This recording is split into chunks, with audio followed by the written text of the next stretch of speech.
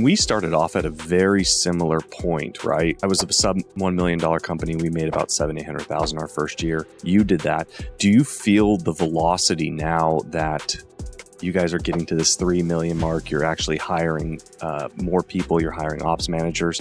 Does that velocity feel like it's taking off, or does it just feel like more stress? It still feels like a grind. It feels like a slog, and one day I'm like, I see the fruits of my labor. I see this coming together. A great example is that my brother-in-law, I've dreamt of him joining the business since we've started, and he just joined in January. Like, that is a huge add that I couldn't wait to have him on the team. And I'm so excited about his contributions. And then like last week, we messed up insurance billing. And I found out that I've been actually paying 100% of some of our employees' benefits for like the tune of 7 or 8 months, and we didn't catch it. And I'm like, how did we make this mistake? It still feels like a real grind. I'm at the point where I would like to be a little less emotional about the business. Like, I think I should be. I go home and I think about it, even though I shouldn't, and I don't want to, but I do. I wake up at 2 or 3 a.m. with a thought, and it's like, when will this stop? If it makes you feel any better, Misery loves company, and as a similar size business to you are now, trying to break that 5 million mark, we are on track. Yes, 100%. All of those feelings are valid to the point where I was up till 1 p.m. or 1 a.m. last night thinking about the business and having the same worries about stuff falling through the cracks. I don't know if that changes. I hope it does at some point. I hope so. I've been told at the 5 million mark, you get some relief, and then at the 10 million mark, you get some significant relief. We have that same issue as well, but what does help me is looking back, like you said, John and I were also talking about before you got on, is a year ago today, we were in a storage unit, like we were working out of a storage unit, no building, some co-working space for the office side, dispatchers, because we wanted to at least look somewhat the part. And then a year later now, we are actually in our own building and we're on track for 5 million. And if we went from 3 employees to 15, 16 employees, so it feels good.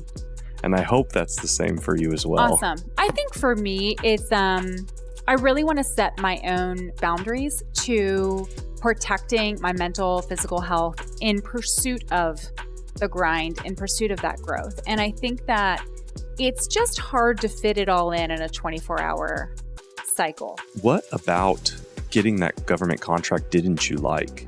Just the large amount of paperwork, or was it a low nets, or what was the deal there? On this particular contract, and this is the only one I've had exposure to, so I just don't know that I've had enough to actually speak super intelligently about it. And the job's not done yet. So I think, you're catching me kind of between winning the bid and setting an install date. The company we were contracted through is out of Georgia. I've never met them. I've never seen their face. I jump on video calls. They don't turn on their video. It's a very cold relationship. Like, they have had a lot of trouble with this particular project. They chose the cheapest asphalt and concrete contractor, and they had to rip up all the concrete. So like, this project is literally a year behind schedule, and they've had every sort of issue. Well, in the midst of us bidding, we submitted a change order because we lost a very competent person who knew how to run this really specific equipment. So we had to do a change order to say, we are no longer equipped to complete this project. We need to bring in another GC to help us with, it's a very specific excavating, like we're digging like 8 feet into the ground to remove old trenches. It's a complex job. So basically I said, it's outside of our scope now. I need to do a change order. Well, they have not wanted to pay for that change order. So they are trying to go around me to find another fencing contractor. In the midst of them doing this, I get calls of, hey, there's this project. I think you should take a look at it. And I'm like, oh, yeah, exactly. I'm like, oh, I'm very familiar. Yeah, they just don't want to pay my updated number. But that's been the history on this job. They went with the cheapest vendors, and the project is way, going sideways. So my experience has been, they picked the cheapest subs. They probably chose me because I was a woman-owned business, and that's important for a lot of government contracts. They don't like my updated number. They're trying to figure out a different solution. There's just been like little warmth around, hey, I know this project is, was supposed to be installed a year ago.